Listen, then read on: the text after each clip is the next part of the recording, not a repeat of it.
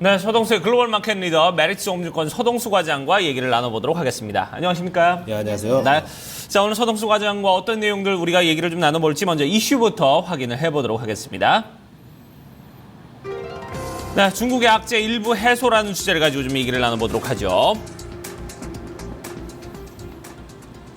네, 새해 첫날부터 서킷 브레이커까지 갔던 중국 증시, 그러면서 그 다음날 더 위험한 게 아니냐, 이런 얘기도 나왔고, 8일이 고비다, 이런 얘기도 나왔는데, 일단은 중국에서 좀 적극적으로 좀 대응을 해주는 그런 모습을 보여줬어요. 예, 중국 증감에서 아무래도 이제 대주주 물량, 매도 제한 이런 부분들에 대해서 좀 명확하지는 않지만 대체적인 가이드라인을 좀 내놓으면서 어쨌든 우리가 우려를 했던 1월 8일 날 대주주들의 매물들이 출회할 가능성은 거의 지금 없는 것으로 지금 판단이 좀 되고요. 이에 따라서 그림을 보시면 제가 어제 시장에 재진입하는 시점이 언제가 되겠느냐 라고 이제 언제가 되냐 이렇게 말씀을 드린 부분들이 위안화라든가 원화가 좀 안정화되는 모습들을 보여주면 다시 시장에 진입을 해도 되겠다라고 말씀을 드렸는데요. 약간 이제 위안화가 어쨌든 추가적인 약세를 보이지 않았다라는 점에서는 좀 좋다고 볼 수는 있지만 완벽하게 또 조정이 완벽하게 이루어졌다. 그리고 이제 낙폭 자체가 다시 회복을 했다라고 보기에는 상당히 좀 어려운 부분들은 아직은 있다라고 좀 보고 있고요. 분명히 우리가 문제라고 봤던 원인이 해소되는 것 같지는 않았는데 사실 이제 이거를 연기를 한다거나 아니면 앞으로 다른 정책들이 나오는 데 있어서 시장에서 바라보는 뷰가 그다지 긍정적이지는 않았기 때문에 이런 좀 급한 턴은 못 나오지 않았느냐. 추가적인 하락은 없었지만 이렇게 보고 있습니다. 네, 일각에서는 그러니까 말씀하셨던 대주주 매각 금지 이 부분에 대해서 일단은 좀 연장할 가능성도 내비치고 있고 또 인민은행 쪽에서는 유동성 공급 소식도 들려오고 있습니다. 여러모로 중국 당국이 급하게 좀 불을 끄는 모습인데 말씀대로 어떻게 보면 불확실성 연장 국면으로 본다면 아직은 좀 안심하기 좀 어렵다라는 생각도 듭니다. 일단 외신 쪽에서 어제의 흐름까지는 어떻게 좀 읽고 있을까요? 예, 이제 블룸버그 따르면 이제 이게 185 빌리언 달러의 대주주 물량이 시장 출회 가능성이 나오면서 이제 서킷 브레이커까지 나오게 됐다라는 얘기를 하고 있는데요. 네. 이제 굳이 이게 하나로 따지자면 200조 정도 되는 돈이고요. 그렇지만 대주주가 자기가 가진 물량을 전체 다 매각을 하진 않겠죠. 그래서 시장에서 나올 수 있는 돈은 한 30조에서 한 120 정도로 우려를 했던 금액이었는데요. 어쨌든 이런 부분들이 나오면서 시장에서 이제 증감해서 서킷 브레이커가 이제 7% 넘게 걸리면서 정지가 되면서 증감해서 좀 적극적으로 좀 대응을 했다라고 이렇게 얘기를 하고 있습니다. 비교적 블룸버그는 좀 객관적인 어투를 좀 유지를 하는 모습이었고요. 이 매도 제한을 이제 폐지를 보류를 하는데 언제까지라든가 어떤 식으로 할 것이냐 이런 정확한 가이드라인은 없습니다. 하지만 추가적으로 매도하는 물량에 대해서 신고를 받는다거나 여러 가지 정책적인 부분들을 좀 검토 중에 있다라고 얘기를 좀 하고 있고요. 대주주 물량이 아까 말씀드렸지만 이게 대주주 물량이 자기가 회사를 포기하고 다 팔 수 있는 것은 아니다라고 이렇게 얘기를 하면서 증감해서 대주주 물량이 다 나와서 시장이 망가진다라는 이런 루머 같은 경우는 좀 일축을 한 상태라고 이렇게 전하고 있습니다. 시장의 이제 변동성이 좀 대거 축소되면서 7명의 애널리스트하고 펀드 매니저한테 7명의 펀드 매니저 애널리스트한테 서베이를 해본 결과 극복이 가능한 수준이다라고 이렇게 얘기를 했다고는 하는데 좀 표현 자체도 좀 어중간하고요. 다 이제 미국 중심의 이제 미국 내 언론들 같은 경우는 중국의 이런 인위적인 흐름들, 인위적인 정책에 대해서 상당히 좀 부정적인, 냉소적인 견해를 보이는 곳이 많기는 합니다. 네. 예, 어쨌든 어제 적극적으로 대응이 됐다라고 좀 보여지고, 어쨌든 원화도 어느 정도 좀 회복이 되는 모습들, 인도 루피아가 월요일 날 0.7% 두 달간 가장 많이 떨어졌던 사실 아시아 통화들 전반적으로 다 이런 흐름들이 있었다가 어제 같은 경우 다 일부분 회복하는 모습들을 다 보여줬었거든요. 원달러 환율 보시면 1180원까지 이렇게 갑자기 치솟으면서 또 이게 위기 국면으로 가는 것이 아니냐라는 생각을 하게 만들었지만 결국에는 어제는 어느 정도의 조정은 이루어지면서 약간 좀 급한 불은 꺼진 듯한 느낌이 좀 드는 상황입니다. 네. 네. 자, 지금 이제 급한 불은 껐다 이렇게 얘기를 해주셨는데, 근데 이제 문제는 이제 앞으로 이제 이머징 시장에 어떤 영향을 미칠지 이런 부분에 대해서 우려도 있고, 이게 이제 다시 좀 이런 어떤 리스크가 좀 나타나지 않으리라는 그런 우리 보장도 없지 않겠습니까? 그러면 뭐 일단 새해부터 뭐 이렇게 우리에게 한번 좀 쇼크를 줬다면은 계속해서 좀 이런 부분에 대한 우려도 좀 있지 않을까 하는 생각이 드는데 어떻습니까?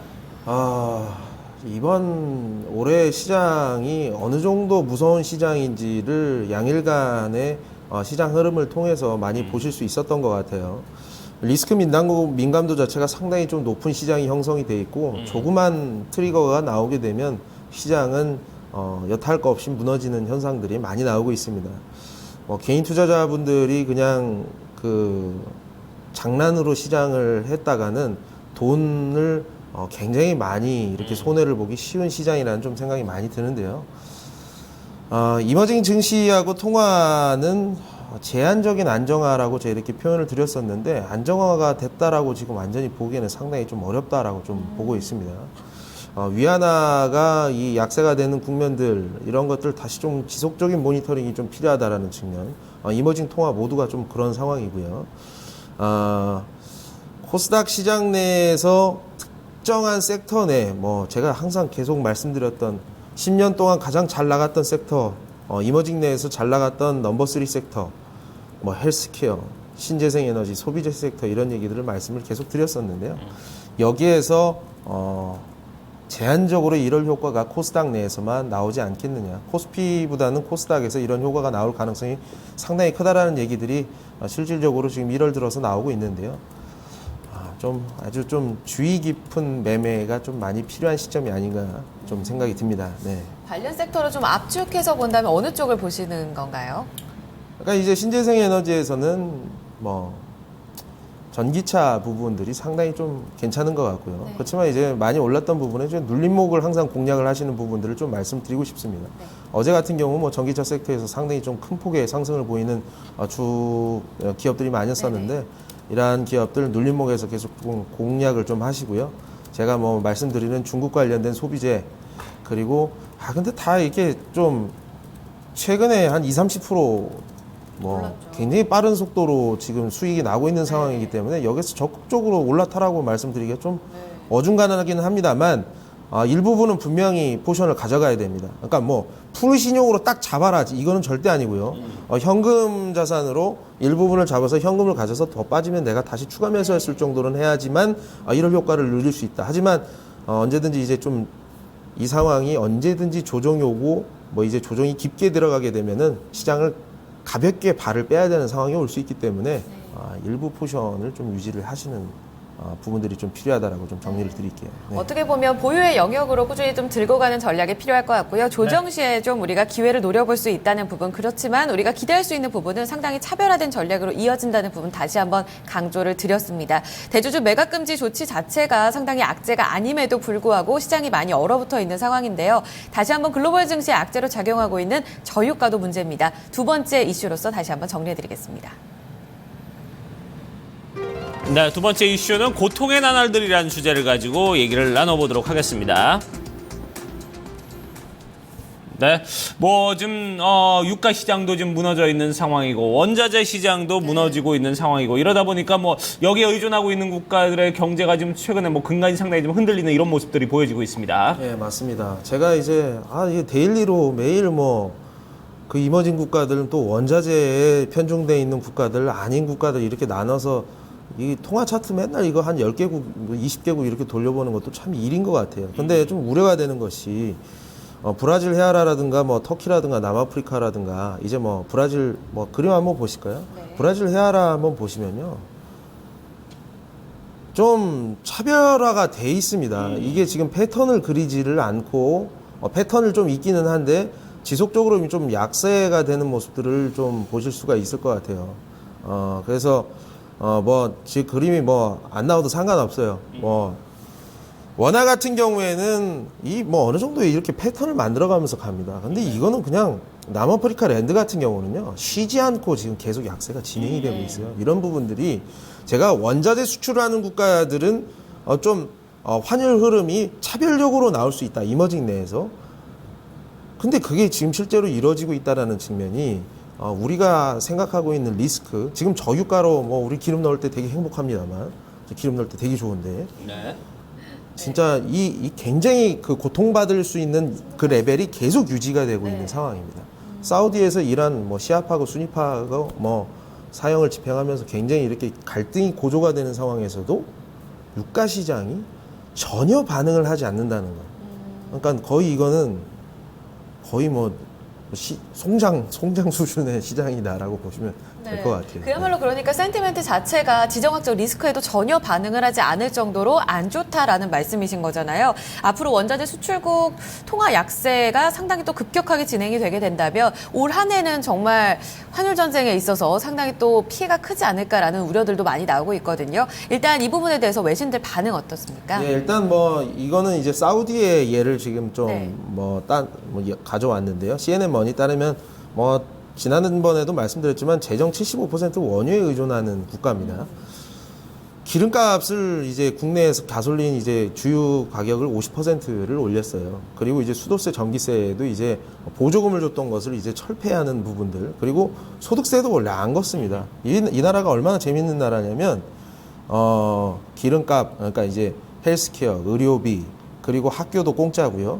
그리고 워터하고 일렉트리시티는 또 이제 보조금 나오고 인컴 텍스 아예 없고 그리고 퍼블릭 펜션 나오고 그리고 90%가 사우디에서 다 고용한 사람들이에요. 국민들이. 얼마나 살기 좋습니까? 근데 이제 이런 것들을 이제 5년 내에 현금이 고갈날 수 있으니까 이런 부분들까지 지금 다 건드리고 있다라는 얘기죠. 근데 그래도 사우디는 부자한테 뺏어가는 거지만 이제 다른 국가들은 상황이 없는 상황에서 뺏어가는 거는 또 이제 좀 얘기가 많이 틀려지거든요. 네. 그래서 사우디가 괜히 그 사형을 집행한 게 아니다라는 저는 좀 의도적인 부분들도 상당히 좀 강하다라고 생각해요. 이렇게라도 해서 국제유가를 좀 버텨보는 부분들을 만들어내야 되지 않겠느냐. 이런 센티멘트한 부분들까지 좀 이용할 수도 있겠다라는 생각이 좀 드는데요. 어쨌든 우리가 생각하는 리스크는 계속 지금 유지가 되고 있다라고 보시면 될 것 같아요. 네. 자, 그러면 이제 여기서 앞으로 우리 어떤 파급력들을 좀 생각을 해볼 수 있을까요? 원자재 수출국들 통화 흐름들 계속 좀 봐야 됩니다. 이런 부분에서 지속적으로 리스크가 굉장히 좀 커져 있다라는 말씀을 계속 좀 드리고 싶고요. 코스닥 차트를 뭐 한번 체크를 해보세요. 이 바닥에서 뭔가 바닥이라고 느껴지는 부분에서 상당 부분 많이 올라왔습니다. 네. 이러한 부분에서는 일부 현금을 확보하는 게 상당히 좀 좋다라고 생각을 하고요. 철저하게 바텀 피싱 전략으로 가고 진짜 진짜 죽을 것 같아. 리스크가 또 전개되는 이런 시장에서 추가적으로 시장에 발을 들였으면 좋겠다라고 정리를 해드리겠습니다. 네, 리스크는 계속되고 있습니다. 섹터와 기업 위주로 전략을 짜셔야 될 것 같고요. 일부 현금화 전략도 꾸준히 이어가자는 의견 다시 한번 강조드리겠습니다. 자, 오늘 두 가지 이슈 마무리 짓겠습니다. 메리츠 종금증권 소동수 과장과 함께했습니다. 감사합니다, 과장님. 네, 고맙습니다.